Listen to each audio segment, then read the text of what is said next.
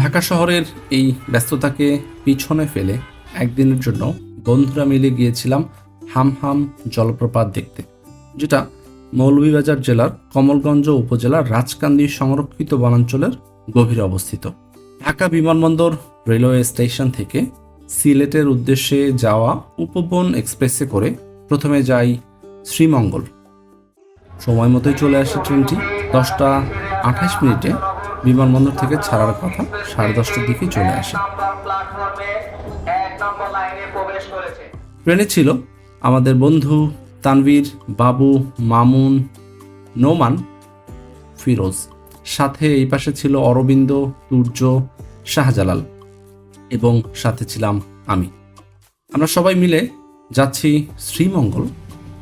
শ্রীমঙ্গলে নেমে সেইখানে রিপনের বাসায় থেকে পরের দিন সকালে যাব হামহাম জলপ্রপাত দেখতে। 2:45 আমরা শ্রীমঙ্গল স্টেশনে নামি। নামার পরে স্টেশনের পাশে থাকা দোকান থেকে একটু ডিম পরোটা খেয়ে রিপনের বাসায় চলে যাই। রিপনের বাসা শ্রীমঙ্গল শহরেই। শ্রীমঙ্গল মৌলভীবাজার জেলার একটা উপজেলা। এইখানেই রিপনের বাসা। আমরা এখানে চলে আসি 3টা-3:15 দিকে। তারপর একটু রেস্ট নেই পরের দিনের জন্য। ঘুম থেকে উঠতে কিছুটা দেরি হয়ে গেলেও মোটামুটি দ্রুত আমরা তৈরি হয়ে নিই যে বের হব হামহামের উদ্দেশ্যে। সবার আগে আমাদেরকে নাস্তা করে নিতে হবে পানশিতে যেয়ে। গেট থেকে বেরোচ্ছে তানভীর, গেট থেকে বেরোচ্ছে বাবু, ফিরোজ, এটা হচ্ছে শাহজালাল, জাহিদ আর রিপনের একটা কাজিন, আর এটা হচ্ছে মামুন, নোমান এবং সূর্য, অরবিন্দ আর বাড়ির মালিক রিপন। ওহ, সেই রকম সবাই মিলে দল বেঁধে যাচ্ছে। ওরা 11 জন, ক্যামেরার পিছনে আমি একজন। আমরা এই 11 জন যাচ্ছি হামহামে। সবাইকে দেখাই যাচ্ছে। চলুন নাস্তা করে নিই। চলে আসছি পানশি রেস্টুরেন্টে। সকালের নাস্তায় যে যার যার মতো খেয়েছিল খিচুড়ি, মাংস, ডিম পরোটা, ডিম ভাজি, সবজি এবং সাথে ছিল চা। গাড়ি ছিল আমাদের এই লাল জিপটা, রাসেল ভাইয়ের জিপ। আমরা এটা ভাড়া করি 2500 টাকা দিয়ে। এখান থেকে যাব কলাবনপাড়া পয়েন্ট আছে, সেই কলাবনপাড়া পয়েন্টে এখান থেকে যেতে 1 থেকে 1.5 ঘন্টা লাগবে। তো যেতে যেতেই শুরু হয়ে যায় আমাদের গান।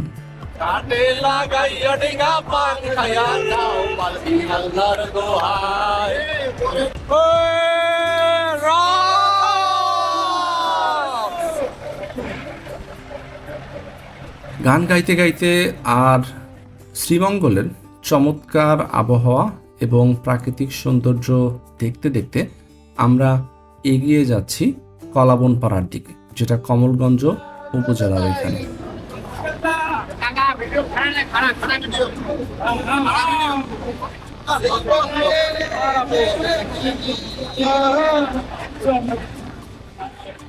শ্রীমঙ্গল থেকে কমলগঞ্জের সেই কলাবনপাড়া যেতে লাওয়াছড়া উদ্যানের যে রাস্তাটা আছে সেটা ধরে আমরা যাচ্ছি।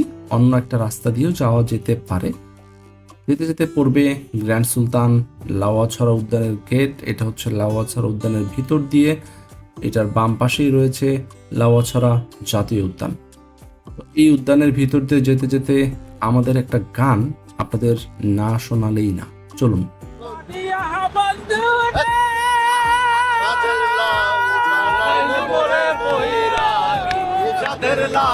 বানাইলো মোরে বইরা আগা খাইলাম ডোগা গো খাইলাম আগা খাইলাম গো লাউয়ের আগা খাইলাম ডোগা গো খাইলাম লাউ দিয়ে বানাইলাম ডুগডুগি হারে লাউ দিয়ে বানাইলাম ডুগডুগি সাদের লাউ বানাইলো মোরে বইরা সাদের লাউ বানাইলো মোরে বৈরাগী মায়া গেলাম কাশিও গেলাম দয়া গেলাম গো আমি গেলাম কাশিও গেলাম সঙ্গে নাই মোর বৈষ্ণবী হায়রে সঙ্গে নাই মোর বৈষ্ণবী সাদের লাউ বানাইলো মোরে বৈরাগী সাদের লাউ বানাইলো মোরে বৈরাগী সাদের লাউ বানাইলো মোরে বৈরাগী। যত রকমের আমাদের পছন্দের গান ছিল সবগুলো গুনগুন করে চিৎকার করে গাইতে গাইতে আমরা ছুটে চলছি হামহামের দিকে, কলাবনপাড়ার দিকে।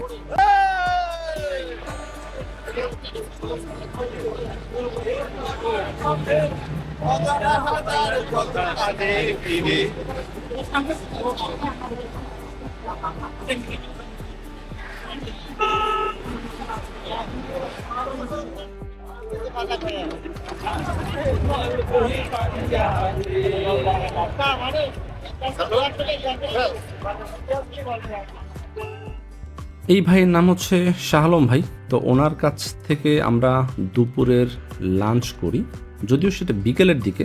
লাঞ্চে ছিল ভাত, আলু ভর্তা, চা পাতা ভর্তা, ডাল এবং হাঁসের মাংস। এটা আমরা ফেরার পথে তখন আমরা খাই। লাঞ্চের বিষয়টা শাহ আলম ভাইয়ের সাথে কনফার্ম করার পরে আমরা চলে যাই কলাবনপাড়ার দিকে। এইখান থেকে কলাবনপাড়ার দূরত্বটা বেশ কাছেই। এইরকম চমৎকার সিনারি দেখতে দেখতে আপনারা পৌঁছায় যাবেন কলাবনপাড়ায়। আমরা চলে এসেছি কলাবনপাড়ার এখান থেকে আমাদের মূল যাত্রাটা শুরু হবে। আলহামদুলিল্লাহ, আল্লাহ পাক আমাদেরকে নিয়ে আসেন, শুকর আলহামদুলিল্লাহ। এই মাঠে আমাদের গাড়িটা পার্ক করে রাখি, গাইড এখান নিয়ে থেকে দোস্ত, একটা একজন গাইড কেনে। নেওয়ার ব্যবস্থা করি। গাইডের খরচ খুব বেশি না, 300 থেকে 400 বা 500 এরকম। এই লাঠি নিয়ে নিই প্রত্যেকের জন্য, এটা খুবই ইম্পর্টেন্ট এবং এটা খুবই হেল্পফুল আপনার পুরো জার্নিতে। এটা বড় একটা সাপোর্ট দিবে। পাশে একটা দোকান ছিল, সেখান থেকে আমরা কিছু খাবার নিই আর এই ওয়াশরুম থেকে ফ্রেশ হয়ে নিই। এই যে এখানে দেখতে পাচ্ছেন 4 কিলো। এখান থেকে হামহাম 4 কিলোমিটার দূরে। চলো আমরা এবার হামহামে যাই। প্রায় 12:15টার দিকে আমরা হামহামের উদ্দেশ্যে রওনা দিই এই কলাবনপাড়া পয়েন্ট থেকে, এবং আমরা দল বেঁধেই যাওয়ার চেষ্টা করি এবং এইটা সত্যিকার অর্থে খুবই হেল্পফুল ছিল।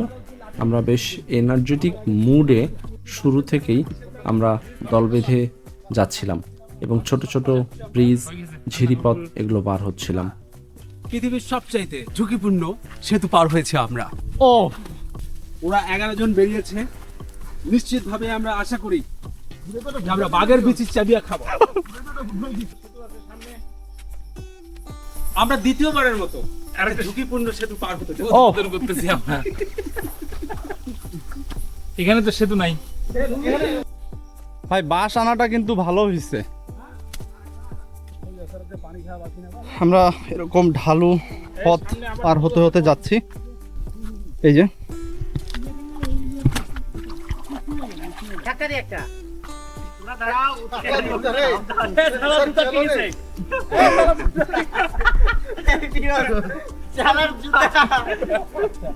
মায়েরে বাপ। প্রথম 15-20 মিনিটে আমরা বেশ ক্লান্ত হয়ে পড়ি, কারণ এইটুক সময়ের ভিতরে আমাদেরকে বেশ উঁচু এবং নিচু এবং ঝিরিপথ পাড়ি দিতে হয়েছিল। এই দেখো ওইরকম উঁচু, ওইরকম নিচু, মাঝখানে কাদা। এরকম উঁচু নিচু টিলাপথ পাড়ি দিতে দিতে এবং খোঁজ গল্প করতে করতে আমরা বেশ চিয়ার্স মুড়ি পার হচ্ছিলাম। ও জান, জান, আমাকে ধরো। আমাদের গাইড ভাই বরাবরই বলে আসছিলেন যে হাঁটার ঝোঁকটা একটু একটু করে বাড়াতেই হবে। ও একবার উপরে একবার নিচে, তবেই তো মজা লাগে। হ্যাঁ কোনো সমান রাস্তা নাই, সামনে আরো উঁচু আছে। আমরা তো হিমালয়ে উঠেছিলাম। তানভীর আছে, সামনে সমস্যা হচ্ছে এবং আমার পরে চলতে হবে সমস্যা। চল। এই দাঁড়া দাঁড়া। কি হয়েছে, উইকেট পড়ছে নাকি? না না ঠিক আছে ঠিক আছে। আমরা হাঁটতে হাঁটতে অনেক ক্লান্ত, জাস্ট বসে পড়ছি। মুখের অবস্থা মনে হচ্ছে যে মুখ থেকে ধোঁয়া বেরোচ্ছে। দোষ এতগুলো মানুষ না হলে এটা এসে মজা লাগতো না।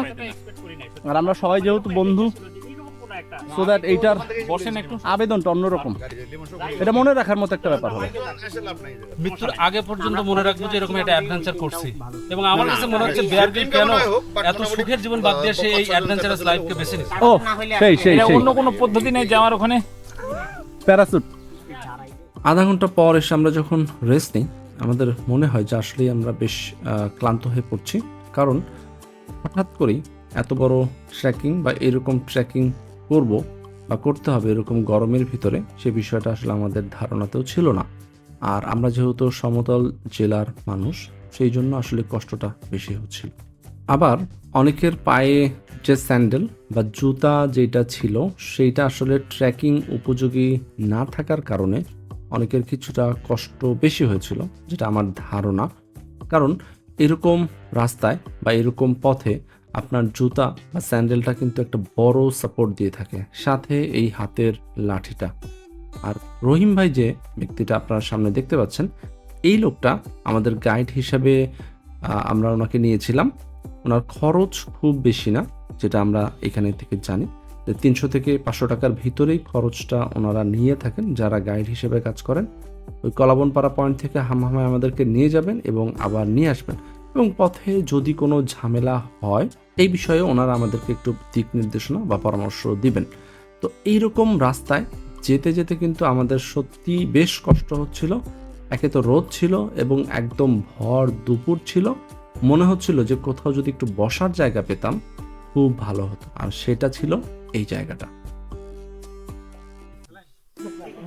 এই জায়গাটা আসলে একটা লাইফ সেভিং পয়েন্ট। এই জায়গাটায় আসলে এই যে স্যালাইন গুলায় খাওয়াটা খুব ইম্পর্টেন্ট।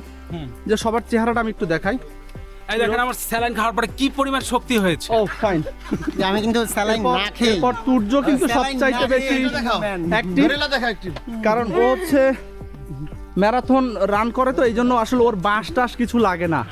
ও সবাইকে মোটিভেট করতেছে কোনো বাঁশ লাগবে না। ওর লাঠি দিয়ে হ্যাঁ, এই যে শাহজালাল বারবার টিস্যু চাচ্ছে, ও হচ্ছে বাঁশ দেয়। আর এই যে রিপন জাস্ট গোসল করে ফেলছে। বাবুর চোখ কালকে যেরকম ছোট হয়ে যাচ্ছিল আজকে আমাদের বড় হয়ে গেছে। আর সবচাইতে ক্লান্ত তানভীর।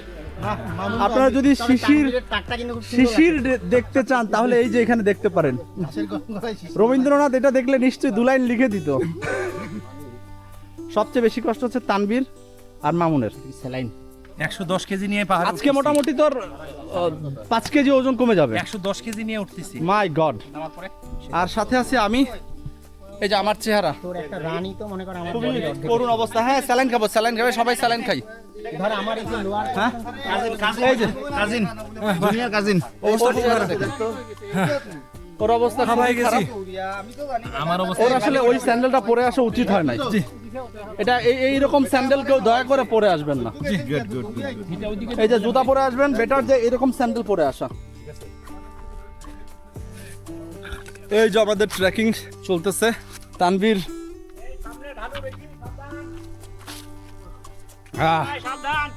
এই ঢালু আছে। এরকমভাবে একজন আরেকজনকে সতর্ক করতে করতে আমরা এগিয়ে চলছিলাম হামহামের পথে গহীন বনের ভিতর দিয়ে। জান, তুমি আমার সাথে থাকো, অবশ্যই। তাহলে তোমাকে কিন্তু বেশি দেখা যাবে। ও দাদা আমাকে একটু তুমি যত আমরা ভাইরাল করে দেব। হ্যাঁ দাও তো। এই সবাই উপরে ওঠার সময় আল্লাহু আকবার বলো, আল্লাহু আকবার। আর নিচে নামার সময় সুবহানাল্লাহ। এরকম পাহাড়ি রাস্তা উঠতে আমাদের সত্যিকার অর্থে বেশ কষ্ট হচ্ছিল। যারা অনেক বেশি ফিট তারাও অনেকটা ক্লান্ত হয়ে পড়ছিল, আর যারা কিছুটা আনফিট ছিল শারীরিকভাবে তাদের কষ্টটা অনেক বেশি। আমার চেহারার দিকে দেখলে আমি বুঝতে পারছিলাম যে আসলে কি অবস্থা চলছিল। চেহারা দিয়ে লিটারালি গরম বাতাস বেরোচ্ছিল, আমাদের সবার চেহারার দিকে তাকালেই সেই বিষয়টা মোটামুটি বোঝাই যায় যে কতটা কষ্টে আমরা সূর্য ওই রাস্তাটা পার হয়েছি। ফিরোজ, পর্যায়ে মনে পড়তেছে হ্যাঁ আমাদের সুকিরণ চাকমা হ্যাঁ 3 বেলায় 8 প্লেট ভাত খেত, হ্যাঁ, কেন? কিন্তু তার পেটের চামড়া শুধু দেখতে পেতাম, কোনো প্রকার ভুঁড়ি ছিল না, কারণ তার খাগড়াছড়ির সুকিরণ চাকমা। এরকম রাস্তায় চলতে চলতে আমাদের গল্প কিন্তু থেমেছিল না, যেই কারণে কিছুটা কষ্ট বাড়তি হলেও আমরা আমাদের গল্পকে চালিয়ে নিচ্ছিলাম। কিছুটা স্মৃতিচারণ, কিছুটা গল্প, কিছুটা আড্ডা, কিছুটা ফুর্তি, কিছুটা নিজেদেরকে চেয়ার আপ করার জন্য যা যা করণীয় সব কিছুই করছিলাম। বসতে পারছিলাম না শুধু মশার কারণে।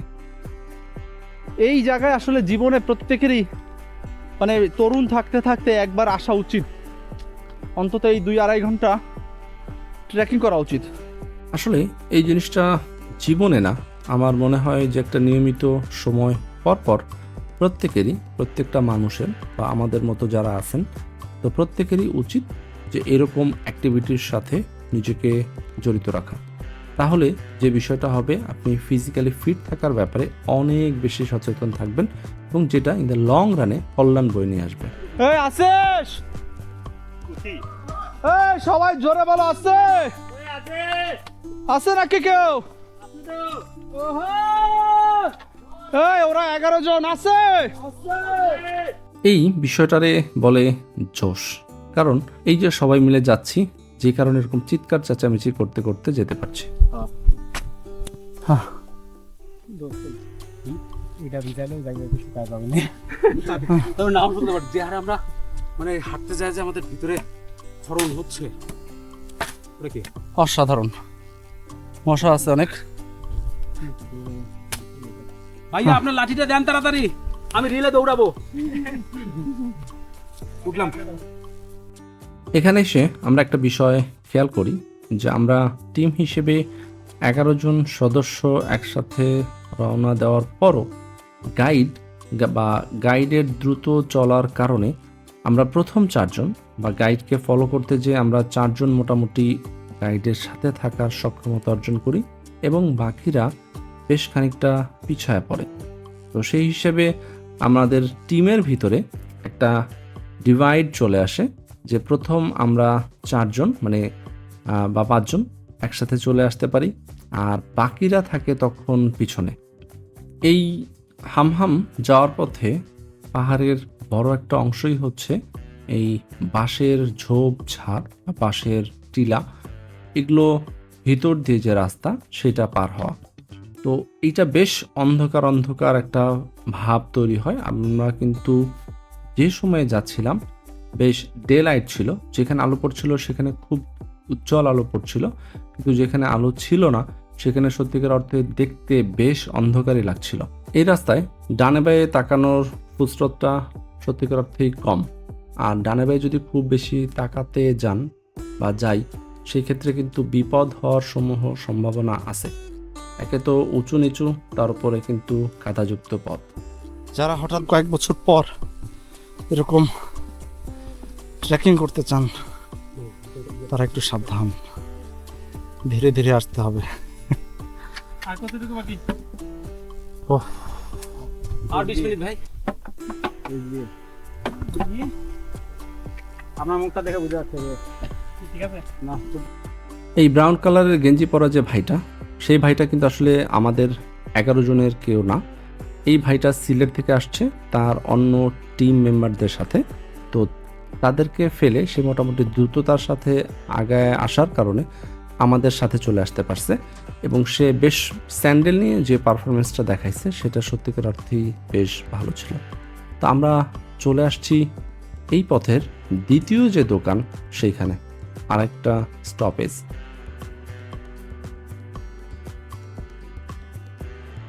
দ্বিতীয় দোকানের এখান থেকেই একটা কঠিন বা হেক্টিক জার্নি শুরু হয়।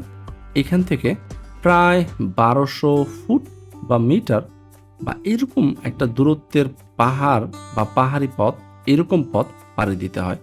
সো এইটা আসলে অনেক বেশি কষ্টের ছিল এবং এখানে এসে আমাদের পা মোটামুটি অবশ হয়ে গেছিল এবং সবাই আমরা কিছুটা ভয় পাচ্ছিলাম যে এত খাড়া পাহাড় আমাদের পিছনে যারা আছে ওরা কিভাবে আসবে।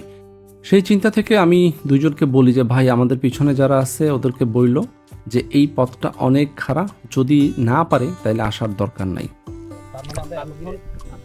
আমি তানভীরকে মানা করে দিচ্ছি, একজনকে বলছি ফোন করে বলে দে না দোস্ত, লাইন আছে।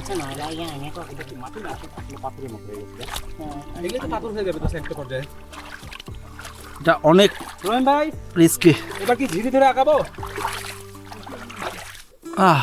কোন দিকে এবার? এখানে কি দাঁড়াবো? ওরা তো আবার চিনবে। পানি পানি করতে আরো বেশি হবে। পানি বেশি হবে, পানি হবে। তারা পাহাড়টা নামার পর এইখান থেকেই মোটামুটি ডান দিকে যেতে হয়। ডান দিকে এইখান থেকে প্রায় 30 মিনিটের পথ আরও যেতে হবে। পানিতে নামার পরে যে বিষয়টা মনে হয়েছে যে না কিছুটা হলেও একটু স্বস্তি পাওয়া গেছে। নাই না, ওরা আমি মানা করে দিছি তানভীরকে আসতে। তানভীর না আসুক, এটা কি আসতেছিল না? বাকিদের পথ দেখাবি তুই, আমরা সামনে যে দাঁড়াই। বাকিদেরকে পথ না দেখাবি। আমরা দাঁড়াইলাম, দেখা গেল যে ওরা সবাই আটকে গেছে আর যাবে না, তাহলে তখন কতক্ষণ দাঁড়াবো? আমি তো ফোনেও পাচ্ছি না। চল আগা। আমাদের টিম মেম্বার হিসাবে আমরা যে 11 জন ছিলাম, তো তাদের সবাই একসাথে আসতে পারেনি। দ্রুততার কারণে আমরা 4 জন গাইডকে সাথে নিয়ে আগে চলে আসি এবং কিছুটা স্লো হয়ে যাওয়ার কারণে আমাদের বাকি যে টিম মেম্বার ছিল ওরা আমাদের সাথে অ্যাটেন্ড করতে পারেনি। আবার সমস্যা যেটা হয়েছিল যে ওদের জন্য আমরা আসলে অপেক্ষা করা উচিত ছিল, কিন্তু অপেক্ষা করিনি। তো ওদের কথা চিন্তা করতে করতেই আমরা এই পথ পাড়ি দিচ্ছিলাম, ঝিরি পথ। তো যতই যাচ্ছিলাম ভালো লাগছিল, আবার কিছুটা ওদের জন্য চিন্তাও লাগছিল যে আসলে ওরা এতটা পথ আবার আসতে পারবে কিনা। ওদের সাথে যেহেতু বেশি সংখ্যক লোক ছিল, মানে 7 জন, সো আমরা ধরে নিয়েছি যে ওরা হয়তোবা আস্তে আস্তে আসতেও পারে, তবে শিওর ছিলাম না। আমরা বারবারই ওদের কথা চিন্তা করছিলাম আর আলাপ আলোচনা করছিলাম কিভাবে কি হবে। হ্যাঁ হ্যাঁ রাখ, রেখে চল, আমরা আগে যাই, তারপরে ভাইকে যদি একটু আগায় দেওয়া যায়। আপনি আমাদের ইয়ে করে দিয়ে আপনি একটা ওই উঁচুর নিচু দাঁড়ায়। সত্যিকার অর্থে এখানেও ভিতরে জুতা পরলে আরো দূরে হাঁটা যায়। না জুতা পরলে হাঁটা যাইতো না তা না, বাট অনেক সময় এখানে আবার খালি পায়ে হাঁটাটাই ভালো, পা একটু কেটে কুটে যেতে পারে। আর পানি তো কাদা আছে, সেই কারণে। হ্যাঁ হ্যাঁ হ্যাঁ, এখন তো তাও একটু আরাম লাগতেছে, মনে হচ্ছে প্যান্ট ট্যান্ট ভেজাই। এই যে এখানে কিন্তু একটু গভীর আছে, অনেক দূর নেমে গেছি। কোনো সমস্যা নাই দোস্ত, দরকার নাই দোস্ত। এই যে ভাই যেদিকে যাচ্ছে, ফিরোজ যেদিকে যাচ্ছে, এদিক দেয়, সাইডে যাস না, সাইডে গেলে পড়ে এই যাবে। জায়গাটা যেখানে পাড়া দিয়েছি এখানে হ্যাঁ উঁচু পাথর আছে। আবার এখন সহজ পাটা দেওয়ার সময় একটু খেয়াল রাখিস। ও আলাপ জান, হ্যাঁ আই লাভ ইউ টু বেরোচ্ছে না, তবে এখন একটু ভাল লাগতেছে, এখন একটু ভাল লাগতেছে, কারণ ঠান্ডা পানি পাইছি তো, একটু এনার্জিটা কিন্তু আস্তে আস্তে ফিরে আসতেছে। হ্যাঁ আসলে নামা পর্যন্ত কিন্তু আমার নিজেরই ভয় লাগছে, আমার জন্য না, মানে ওরা যদি ভুলে চলে আসে তাহলে কিন্তু একটা। হ্যাঁ হ্যাঁ হ্যাঁ, এই জায়গাটা ধাপ করে একটা উঁচু পাথর আছে।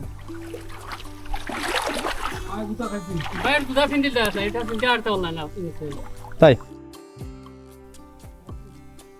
এই কেউ আসো, আসো, আর 20 মিনিট। Firoz love you. এই দেখছো কুয়াশা, তোমরা আবার কেউ আধারে কুয়াশা ভেবো না। না এইটা আসলে চমৎকার একটা ব্যাপার, সবকিছু মিলায় ভালো লাগছে দোস্ত। এই জুতাটা পরাই আসলে ভালো। এইটাই তো চাই, এই দেখ আকাশটা কত নীল। আহা আহা, আসলে বছরে একবার করে আসা উচিত, বছরে না এরকম পানির সময় আসা উচিত। পানিতে নেমে তাই মনে হচ্ছে দোস্ত, কিন্তু ওই যে ওইখানে না আমার জিব্বা বের হয়ে গেছিল। এই পানিতেই হলো এই পানিতে নামার পরে আবার মনে কর যে প্রাণ শক্তি ফিরে পাইছি। এইখান থেকে নামার পরে 1200 ফিট নামার পরে যতটুকু যাবেন পুরোটাই এরকম পানি থাকবে, হয়তোবা কম আর বেশি সময় হয়তো কম। এরকম লাঠি নিয়ে এরকম পানির ভিতর দিয়ে হাঁটতে হাঁটতে যেতে হবে। ওইখান থেকে আমরা প্রায় 20 মিনিট ধরে হাঁটতেছি। আসলে এখানে আসলে পানির আপনার যখন পা ভিজবে তখন কিন্তু আসলে আপনার আর একটু ভালো লাগবে। ওরে আল্লাহ রে, এই পায়ের রগে টান লেগে গেছে। Shit shit shit shit shit shit এখন ঠিক আছে? শিট। না না না না, এটা যা বেশি জোরে লাগছে টান জাহিদ। না না, হ্যাঁ চুলা দে। জুতা চলে গেল। এটা কিসের আওয়াজ হচ্ছে ভাইয়া? পোকা।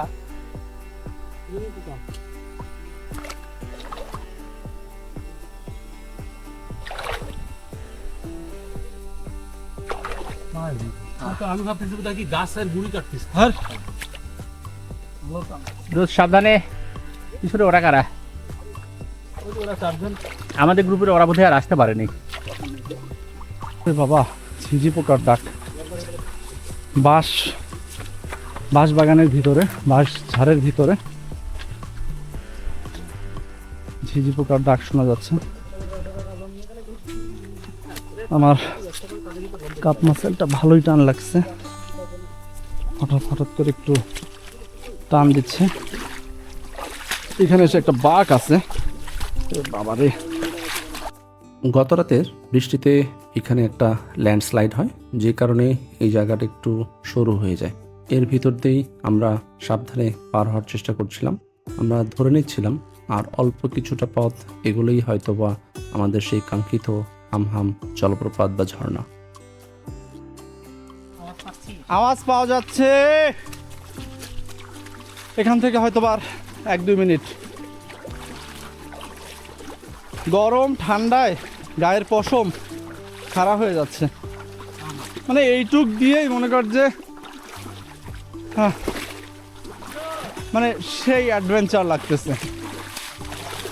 আমার কাছে সেরা অ্যাডভেঞ্চার এটাই। না, আমার এই 37 বছর জীবনে এইটা one of the best and memorable. যে মনে হচ্ছে যে এই আর একটু সামনে, মনে হচ্ছে যে এই আর একটু সামনে, কিন্তু না, পথ শেষ হচ্ছে না। তবে Yes! পাইছে! Wow! সুবহানাল্লাহ। মাশাআল্লাহ। এই পাথর মানে যেদিকে পানি আসছে, ও বাবা রে, আউ! না এই পানিতে খাইতে পারবি পাগলা। এই যে 12:15 সময় রওনা দিয়ে এই দুর্গম পথ পাড়ি দিয়ে প্রায় 2 ঘন্টা সময় পর আমরা প্রথম 4 জন গাইডকে সাথে নিয়ে এই জায়গাটায় পৌঁছাই। অসাধারণ অসাধারণ। এই দুর্গম পথ পাড়ি দিয়ে এই ঝর্ণাটা দেখার জন্যই এত কষ্ট করেছি, আর দেখার পরে সত্যি বেশ ভালো লাগলো, প্রাণটা জুড়িয়ে গেল। আমরা এখন আছি হামহাম জলপ্রপাতে। এখান থেকে দেখা যাচ্ছে আমাদের 4 অভিযাত্রী এখানে আসছি, জাহিদ, সূর্য, ফিরোজ আর ওইদিকে আছে নোমান। না, ওই পানির উপর দিক দিয়ে ভাসে চলে যায়, বুঝছে? ঠিক আছে, যান আপনি যান। বুঝছো? আমরা তো চলে নিজে সাঁতার কেটে উপর দিয়ে যাই। সাঁতার কেটে মাঝখান দিয়ে যাই। এই যে আপনারা চাইলে এইভাবে ব্যাঙের মতো যেতে পারেন, সাঁতার কেটে কেটে যেতে পারেন। ভিডিও নিয়ে আমি যাচ্ছি।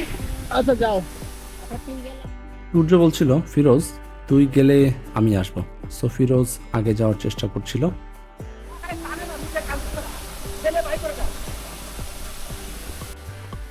শাহজালাল, সরি দোস্ত, সরি। সবাই আসতেছে?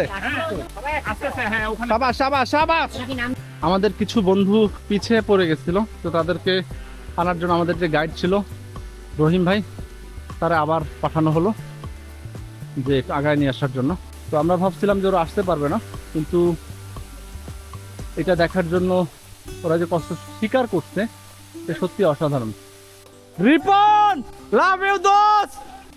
আমরা না তোদের কথা অনেক চিন্তা করতেছিলাম, একজনকে বলছি যে ভাই ওদের আসার দরকার নাই।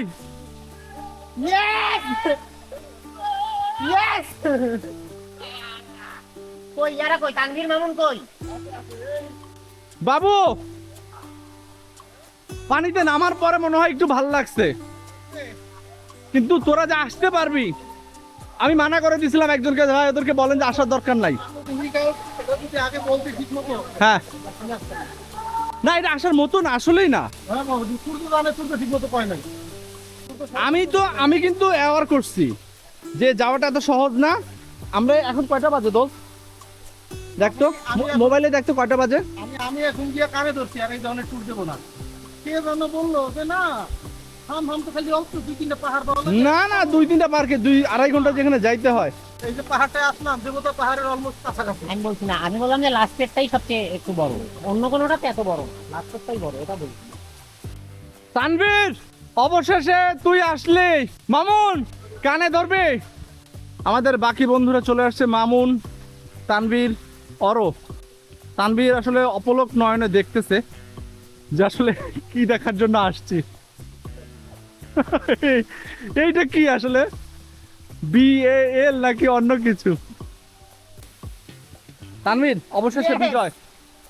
ওদের মতো টিমমেট নিয়ে কোনদিন ট্যুর করা উচিত না। তুই গাইডকে জিজ্ঞেস কর, হ্যাঁ, গাইড নিজে বলছে যে আপনাদের মতন ট্যুর আমি লাইফে দেখি। অরো অবশেষে তোকেও পাইছি। কষ্ট হয়ে গেছে আসলে, তোর ভরসাতে আমি ওদেরকে রেখে আসছি। এই সব মানে চু জাতীয় কথাবার্তা তোমরা বলো না, ঠিক আমি আছে? কিন্তু বলে দিয়ে আসছি। অবশেষে এটা দেখার জন্য আমাদের টিমের সবাই চলে আসছে। আমাদের 16 কলা পূর্ণ হয়েছে।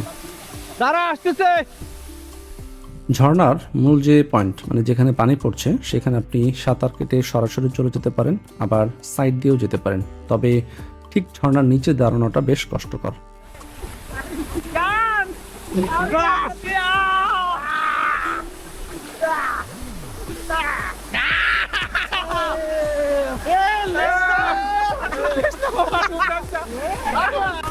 এই বসার একটু জায়গা দে।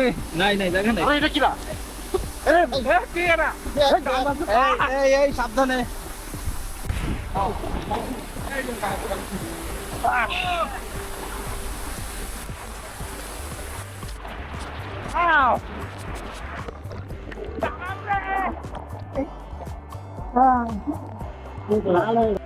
গর্ত সামনে সামনে যেখানে আছি সেখানে নামলে গর্ত। এখন হচ্ছে সময় চিল করার। যে কষ্টটা করে আসছি, তারপর এরকম একটু দাপাদাপি লাফালাফি যদি নাই করি, তাহলে আর এখানে এসে কি লাভ। সো ফ্রেন্ডরা মিলে এখানে অনেক চিল করলাম, অনেক মজ মাস্তি, অনেক হই হুল্লোড় করলাম। খুবই চমৎকার একটা সময় গেল। প্রায় 1 ঘন্টার মতো সময় আমরা এইখানে কাটাই। তো বাকি যারা আসছে ওদের সময়টা তুলনামূলক কম ছিল, কিন্তু আমরা যারা আগে আসছিলাম, আমরা 4 জন, তারা অনেক বেশি সময় পেয়েছিলাম।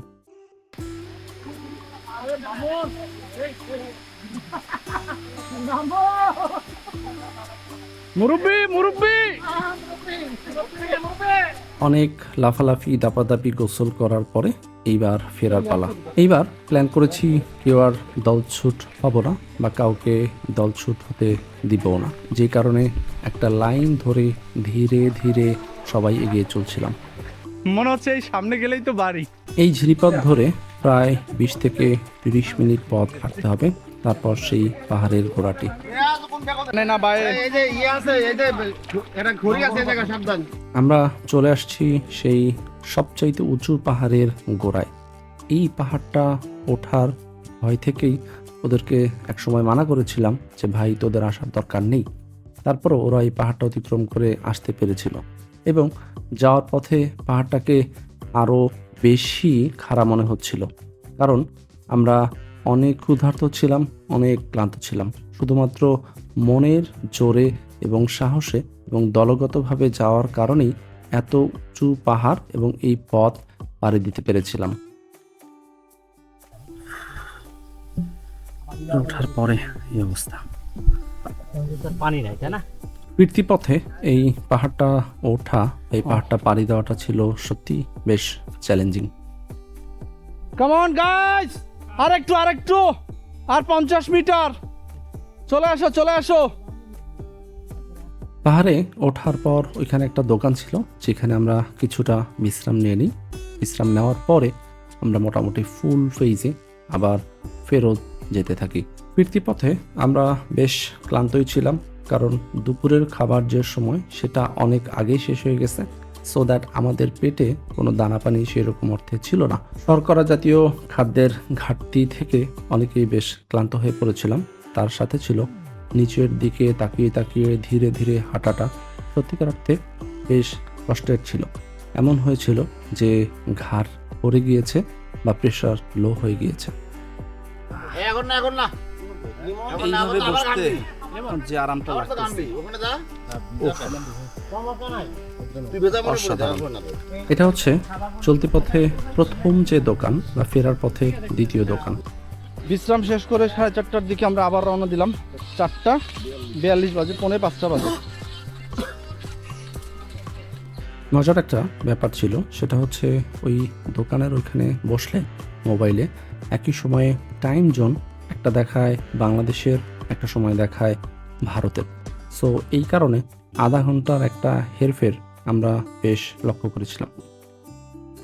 আমাদের এই যাওয়া আসার পথে জোকের প্রকোপ বা পোকামাকড় যোগ দিয়ে আক্রমণ, সেই বিষয়টা আমরা খুব বেশি লক্ষ্য করিনি, কারণ একজন বা দুইজনের পায়ে জোকের ছিল। কারণ পুরোটা সময় দিনের আলো থাকার কারণে বা স্যাঁতস্যাঁতে ভাবটা তুলনামূলক কম থাকার কারণে আমরা জোকের প্রকোপ থেকে কিছুটা রেহাই পেয়েছিলাম। তবে তুর্য যেরকমভাবে বা যেখানে জোকের কামড় খেয়েছে বা সেইটার যে পরবর্তী ইফেক্ট, সেইটা সত্যিই বেশ ভয়াবহ ছিল। আস্তে আস্তে আস্তে আস্তে। আজকে এই লাঠিটা আছে বলে তুই একটু আলহামদুলিল্লাহ তুই সেভ, এবং এইটা পুরোটা ভিডিও হয়েছে। ফেরার পথে সবাইকে সত্যি বেশ ক্লান্ত লাগছিল। দেখে মনেই হচ্ছিল যে অনেকটা পথ পাড়ি দিয়ে তারা এই আজকের এই পর্যন্ত এসেছে। আমরা কলাবনপাড়ার বেশ কাছাকাছি পয়েন্টেই চলে এসেছি। আমরা মোটামুটি কাছাকাছি চলে আসছি। তো এই ছিল মোটামুটি আমাদের হামহাম যাওয়ার আসার এক্সপেরিয়েন্স। প্রথমেই আমি ধন্যবাদ দিতে চাই ফিরোজকে। ফিরোজের উদ্যোগের কারণেই হয়তোবা এরকম একটা চমৎকার ট্যুর দেওয়া সম্ভব হয়েছে। যদিও কিছুটা কষ্টকর ছিল, কিছুটা ক্লান্তিকর ছিল, কিন্তু দিন শেষে অনেক রোমাঞ্চকর একটা ট্যুর ছিল এটা।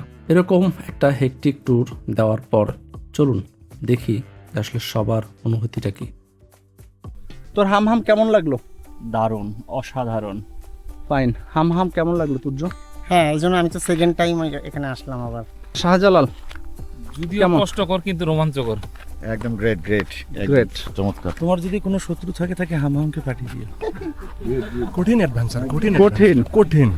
তানভীর থাকে ওকে বন্ধুর মতো ভাবে এখানে ভালো। যাওয়ার সময় কষ্ট বেশি লাগছে, আসার সময় কম লাগছে। ওভারঅল এনজয়িং, বাট আরেকটু ফিট হইতে হবে। Fit, right. বাবু যে পরিমাণ কষ্ট করছি, এক্সপেকটেশন একটু বেশি ছিল, সেই অনুযায়ী আসলে এক্সপেকটেশনটা ফুলফিল হয় না। আমি তাদেরকে অনুরোধ করব তারা যেন দাঁড়িয়ে যায়। দাঁড়াও অরো, যাদের আমি বলবো প্রত্যেকেরই হামহামে আসা উচিত। তোমাদের জন্য এতক্ষণ দাঁড়ায় স্লো ভাবে আসছি। অনেক কষ্টকর একটা জার্নি থাকলেও দিন শেষে কিন্তু আমরা একটা সফলভাবে এই জিনিসটা শেষ করতে পারছি। এটা আসলে প্রাপ্তি। কিন্তু এখানে আসতে হলে ফিজিক্যালি ফিট হওয়া উচিত, মেন্টালি ফিট হওয়া উচিত। বাই।